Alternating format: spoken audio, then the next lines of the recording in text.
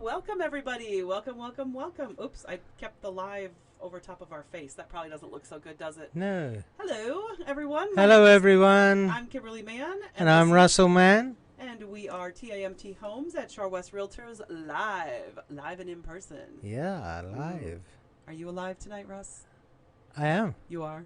Okay. Yes. You don't seem very lively. Got What a do I bit of gotta do? headache. I've had a bit of a headache today. Well, I already yeah, told you what I'm the okay. solution for that would be. Yeah. Run you over with a car, wasn't it? Something like that. Because then, Food. no, because if you have a headache and you run yourself over with a car or something like that, then your head doesn't hurt anymore. Just the No, rest of you you think hurts. about everything Just else. everything Yeah. else hurts, Yeah. right? Exactly. That's the solution. But we have somebody to show you guys tonight. Not show you. I shouldn't say that. It makes it sound like we're on show and tell at school. That's Yeah. ridiculous. Yeah. We're being joined by one of our team members tonight. We are doing this. This right here, Sandy, what I'm about to do, this is all for you. Because you've been bugging me every single week, so you better be watching live tonight. If you're not watching live tonight, then it's, then it's your fault. Because this is all for you. But tonight, guys, I'm going to introduce you because we keep saying we're going to bring him on or hope to bring him on. And tonight, here's what happened. He left his bag at our house, his Shore West bag, so he had to come back. So, welcome, everybody. Welcome. Actually, I've got you on with both of us. We're on this camera here, Sergio. So, this is Sergio, Hello, everyone. What's up? I'm Sergio. Yeah, here, I'll put you on your own camera for a minute. Let's see. We'll give Sergio his close-up. Are you ready for your close-up, Sergio? Yeah, He was like, hey, I'm not all dressed for being on camera. I'm like, what's dressed for being on camera? We don't care. That's right. So, tell people, Sergio, why should they work with you? I'm not putting you on the spot. I didn't prep you for that at all. Well, I mean, to be honest, I just feel like I'm someone who really cares about customer service. I'm someone who doesn't really give up easily, even though it doesn't. So super stubborn. Even if it seems like there's no solution to something, I'll always definitely find a solution. You know what the other good thing about you is that people probably aren't going to recognize or know immediately. They're also not going to, because the fact of the matter is, I mean, you're significantly younger than us, which means you have a hell of a lot more energy than we do. So that's the other advantage to you. I won't fall asleep on you. What? Wait a second. I'm just kidding. Wait a second. Who says we fall asleep on people? Okay, joking. now you've just crossed the line. No. Yeah, So but he can help you move. So now I you're will in say, trouble. Sergio does have like a little sideline business as well that he does. He does help some of our customers with like moving because he has a truck. So he does help with like moving some small things for like an hourly rate. And you've also done some like repair work. And I will tell you guys, Sergio is the one who is doing our kitchen, like the drywall hanging and the painting and stuff like that. So that's been a really huge help. Yep. So. And sounds like he just met another contractor tonight who he might be doing a little bit of work with so he can work on concrete. I told him he can do our basement then. Yeah, I just like to stay busy. Don't Yeah, ever want to have any idling time. So No, you don't like to, that is one of, definitely, you don't like to. You don't like to sit still, which I think is evident because if anybody who's watching you right now, you're like twisting back and forth in your chair. It hurts me to sit in this chair right now. Yeah. It hurts him to sit still because sitting still is just not his style. Nope. But we made him come on camera tonight, and I don't want to make him feel too uncomfortable. So No, it's okay. We'll let Sergio go, and then but he can definitely help you guys. So if you are looking to buy a home or list a home. And you said you wanted your area of specialty to be over like you said like Thurston and Kearney and all of that stuff, like 16th, didn't you say? Yep, I think it was from 16th from to West Taylor to West Boulevard, basically. Yeah. Taylor and 16th to West Boulevard, around there. So if you guys are in that area, you might be seeing some of his postcards in the future because it's kind of like he's finally settled on an area that he thinks, this is an area I know, this is what I can do well, and he knows that area pretty well. So you might be if you live between Taylor and West, Washington and you gonna go all the way to 11 or just 21st? Probably like Washington 21st. 21st. Yeah, 21st. If you're in that neighborhood, you're in that area, you might be getting a postcard from Sergio in the future. You'll be seeing my face soon. Yeah. He has sent out postcards as well before, but we're going to do some more. Going to put together a real campaign for him for this fall. So get him some more work. He's got one customer he's working through a transaction with right now. Yep. So a lot of work, though, isn't it? Yes, very a lot of You're work. learning a lot on this one, though. I will say, for a first transaction, I had it really easy on my first one. You've really got a challenge. There's a lot of little issues and little problems to work through. So, but you've been doing it really well. So I figure you're getting all this great experience on one transaction. Right. I appreciate the challenge. Yeah. I like challenges. Yeah, So. it's not. Yeah, but you'll also appreciate the ones that aren't a challenge. Oh yeah, definitely. Not too challenging, because Right, I right. know everyone is a You don't want challenge. to set So yourself up for failure. yeah, definitely. So, all right. Well, that sounds great. Thanks for joining us for a little All bit. right, tonight, thank you for Sergio. having me on here. Yeah, absolutely. All right. Wave bye to your camera for your close up. There you Bye. go. All right. Talk to you later. Bye. Bye. So yeah, so that's the situation. I think Sergio may have just pinched his fingers, and that's all right. He'll be okay. He'll learn how to get this done. Okay. So yeah, so thanks for joining. Somebody was messaging. I don't know who was messaging exactly, but let's see, because Sandra. Oh, Kim, turn up your mic a smidge. She says to turn my mic up a smidge. I can't do anything to turn it up. I cannot do a thing. Russ has to do that over on his side, so he's doing that Is right that now. any better? Talk. Let us know if it looks better on my side. Definitely looks a little better, but Yeah. Sandy, let us know if that is any better or not. And let's see who else we've got a message from here. Oh, nope, that was just Sergio before he got here, but we were busy getting things set up. So, but tonight, our topic, all right, let's go back to the two of us. That's better. And our topic tonight is all about who actually picks the price of the home. Let's see if we got an answer. Oh no, that was just the back door. Whoops. Oh my goodness, Russ, Well, I'm going crazy. you going crazy? Yes, not on purpose. I've I been was switching telling you things that off. for ages. Mine is still quieter. I know, Sandy. Honestly, we were actually doing a little bit of that beforehand. We were kind Yeah, of because trying it to. was a bit tinny earlier. Yeah, mine was a bit tinny, so we were trying to get that figured out. So not really sure what's going on.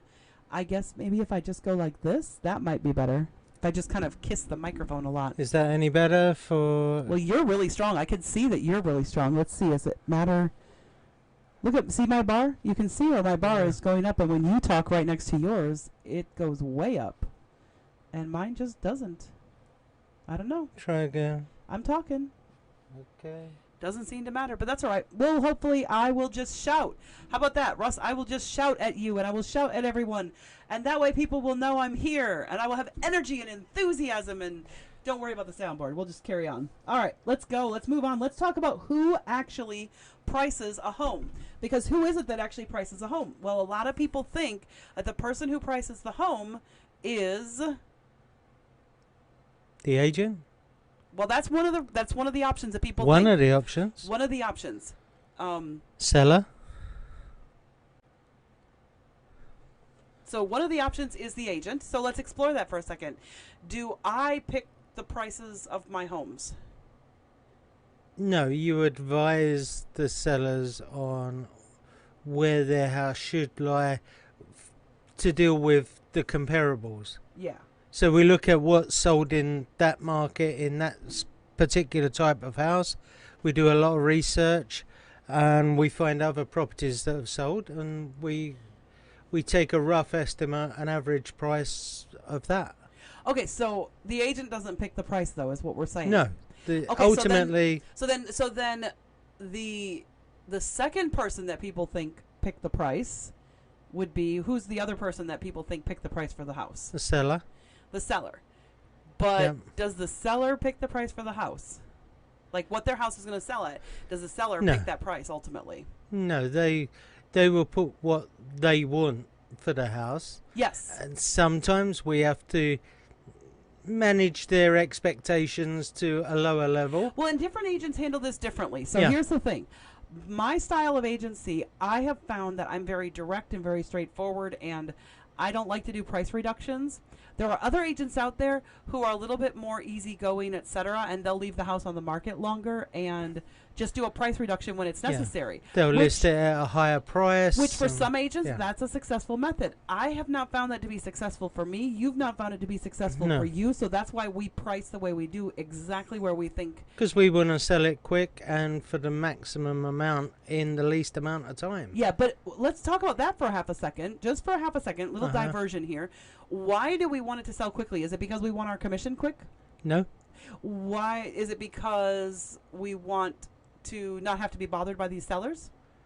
No, but we want our sellers to be able to relax after they've got an offer so that they're not having to go out every night because there's showings on their house. See, to me, I look at it kind of like when a kid is pulling their tooth, Yeah, or when you have a Band-Aid A that sharp, you have to remove. quick yank and Yep, it's sharp, gone. quick, boom, and it's done and Yeah. over with. So whatever pain is there is done quickly. Yeah. Same with like pulling off a Band-Aid. It's kind of like rip it off fast. It's kind of like, and you don't agree with this, but it's kind of like when you go swimming and the water's a little chilly.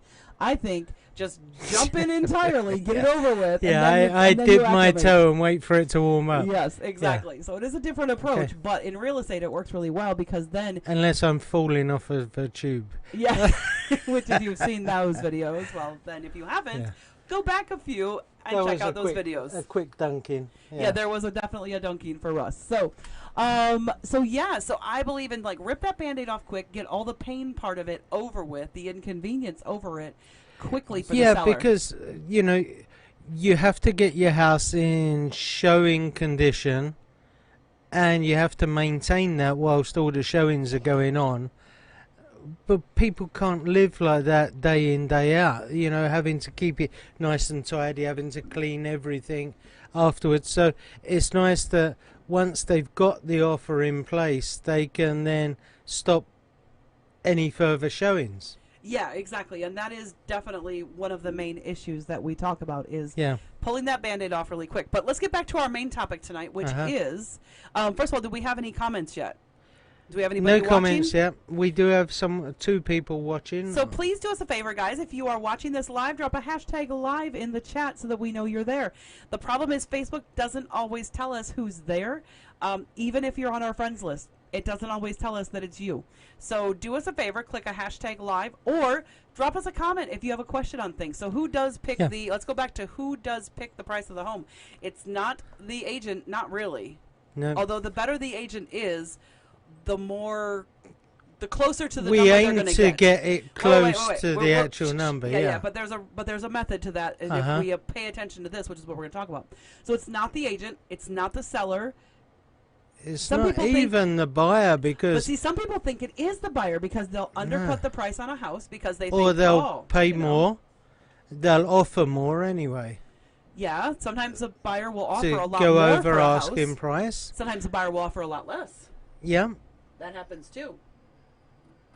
What do you and think? yeah, I mean, I work with buyers, and quite often we're having to offer more money for a property than is the list price.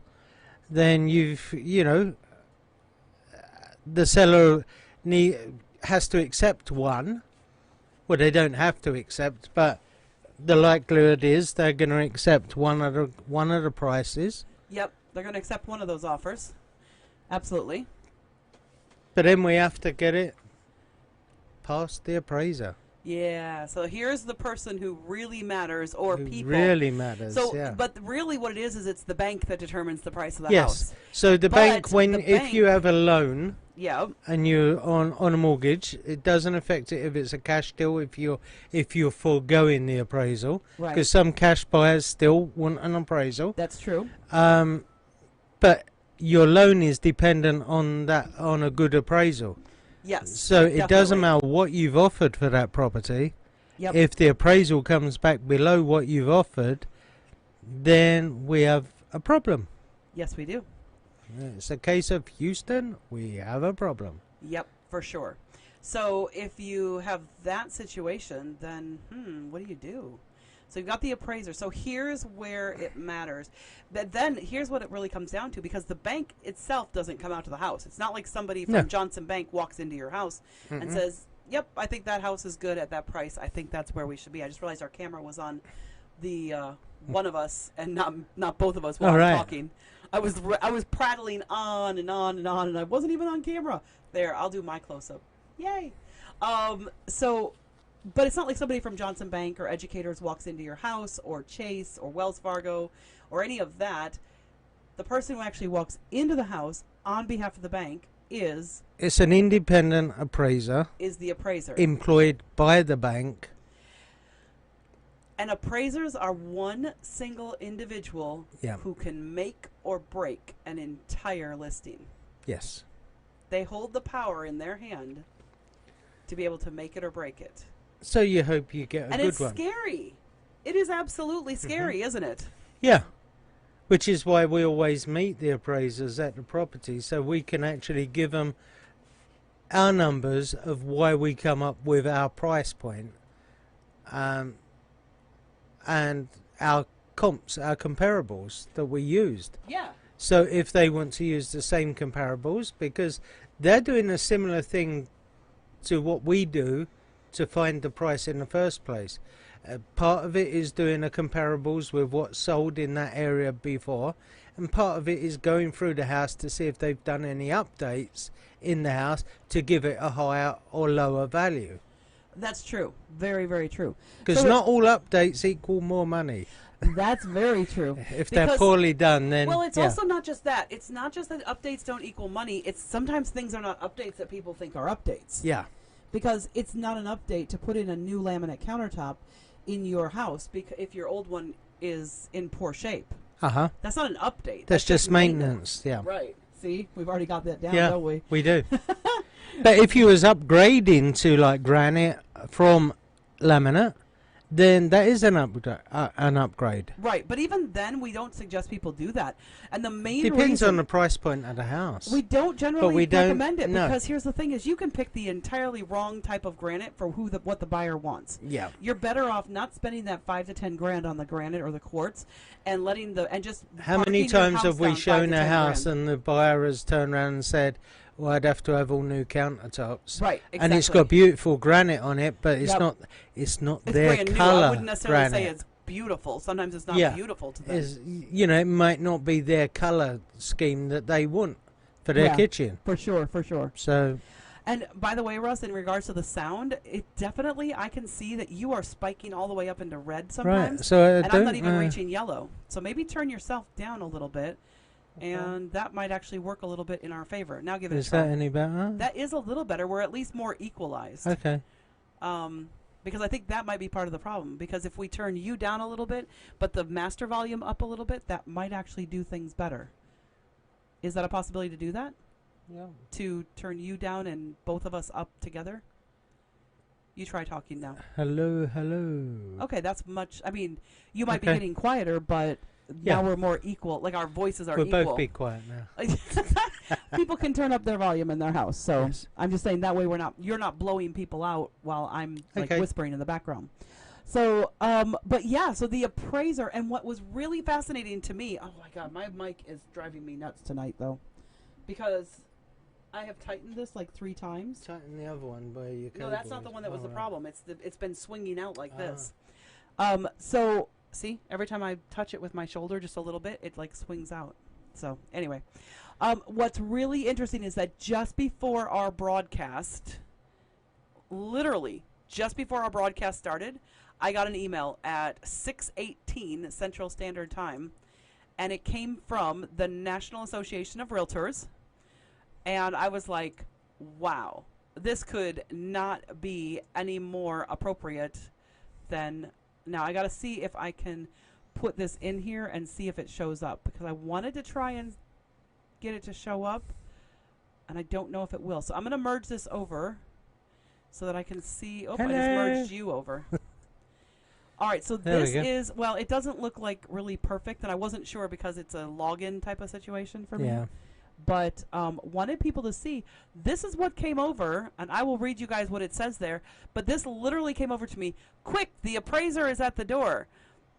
And basically the email actually said how you can avoid appraisal surprises. And this was, the whole point of this article is how do you avoid appraisal surprises? Because here's the thing, you do not want the appraiser to go to your house and not appraise your property for whatever the buyer it is, whatever the buyer's offered it. Mm-hmm. And that can be really scary, actually. Well, that's where a good agent comes in and can help in that matter by meeting the appraiser with their comps and tell the appraiser any updates that have been carried out by the seller.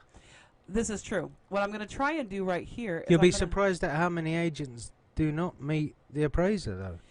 Yeah, that's true. I want to see what happens if I don't do a white stretch on this. Oh, there we go. Look at that. I just brightened up the whole thing. That's awesome. Okay. So now we got that done. Let's do a little bit because I've actually gone down to the actual, like, you know, where it is and what we can look at. Let's look at the suggestions that they make onto how to avoid this appraisal problem. Okay? So I'm going to leave that up and I'm going to read it right here, though. First of all, how else can you help out an appraiser? So this is something that, and this was actually an article for agents. So if your agent's not doing this, and this is stuff that we do. So number one, you want to take the MLS printout for the subject home. Absolutely. You Yeah. want to make sure the appraiser has all the details of that subject property. That will tell the appraiser the square footage, the size of the rooms, how many bathrooms, Yep. and the price point. Yep, exactly. Which is super, super important. So Yep. I'm going to move this over there, and I'm going to go back to, I'm going to put us, and we're going to flip-flop back and forth between us. How's that? Let's see if that'll work. Sure. If we can flip-flop. Oh, it doesn't want to do that. Why doesn't it want to flip-flop? Oh, that's why. All right. Let's try that now. Let's try flip-flopping. Seriously? It doesn't want to show people this great article anymore.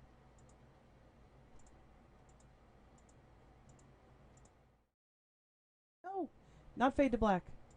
Are we still there, guys? So sorry. I don't know what's going on with my computer here.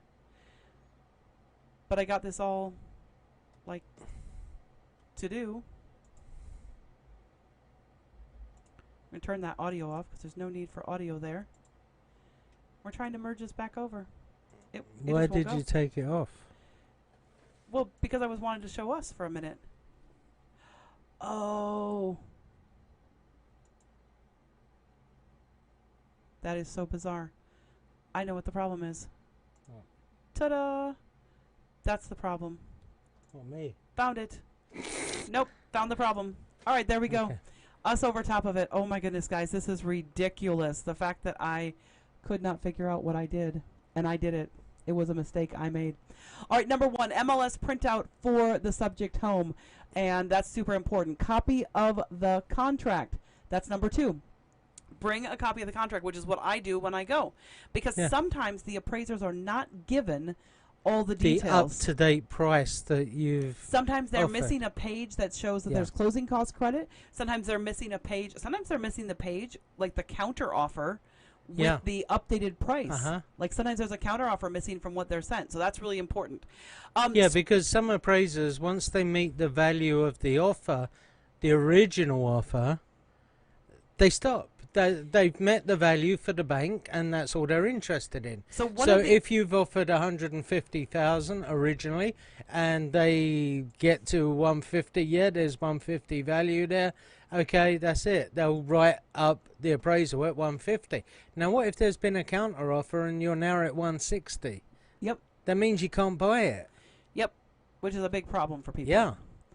So here's number three. Now, number three, spreadsheet of other offers received. Now, this can be helpful, but sometimes this is not all that helpful. No.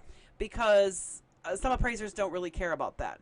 And if you only have one offer, you really don't want to say, well, we only had the one offer. You know, that's like, Yeah. so, Some people see it as, well, that shows that multiple people offered this price, so it must be worth this amount. right, which it doesn't mean that It doesn't at all. mean that at all. No, not one bit at all. Nope, zip zero. Sorry, but, Why do you keep blocking it out so we can't see it? well, because my camera got knocked or something when I got up at one point, so I was fixing Right. my camera. Okay. No, they can see it. They can see the whole thing. So the property data sheet or brochure used during the marketing period. Okay, so this is essentially the same thing as using the MLS data sheet, though. Yeah. So sometimes that's the same It's just thing. a fancier picture. Correct. Yeah. Correct. Brochure. List of improvements, and this is something we do on our team. List of improvements that Yeah. include your year completed and the cost. So that can be really helpful. And in fact, we have sellers put that together when they first start working with us. We Yeah. say, list everything out so that I can present that to the appraiser when we Yeah. go to the appraisal. Because if the appraiser sees that it had a new roof a year ago, obviously that's going to increase the value of the property. He's not going to climb up there to check it necessarily, but if he sees that it had Well, a it new makes his roof job a 12 lot months easier. ago, he can say, okay, we've got a new roof on it. If it had new windows, Yep. that's all adds value to the property. Any upgrades, if it's, had a brand new kitchen put in and granite counters, Yep. that's going to And this increase is the the other value. thing. The next one, number 6, description of special features that makes the subject property stand out from other homes in the area, Yeah. which is absolutely something that we do Oh, yeah. as well.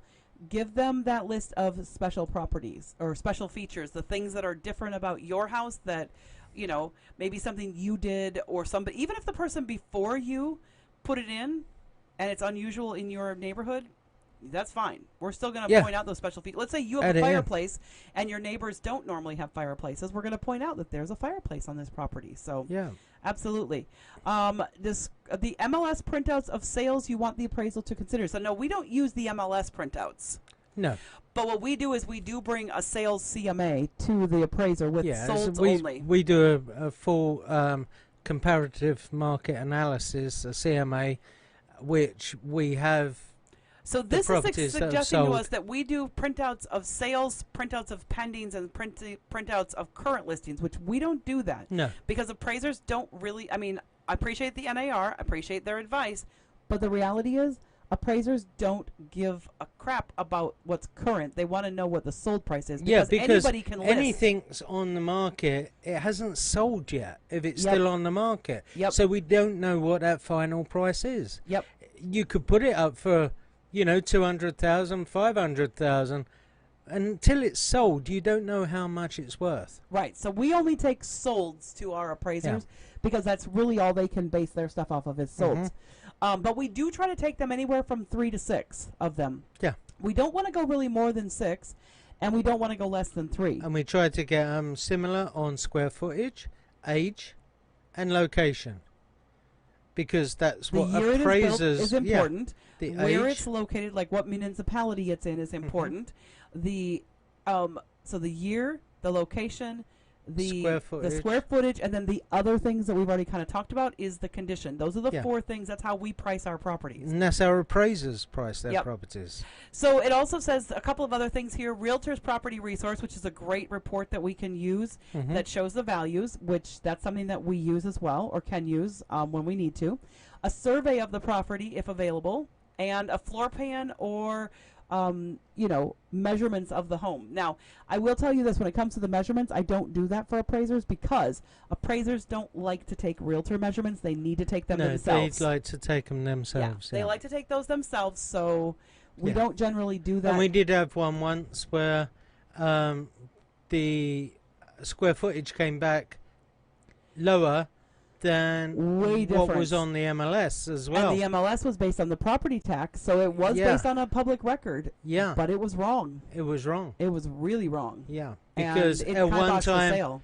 at one time it had a finished upper Yep. attic that Yep. was no longer finished, Yep.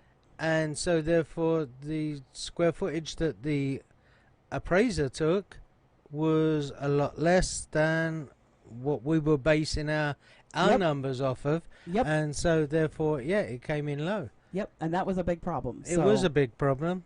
Yep, Yeah. for sure.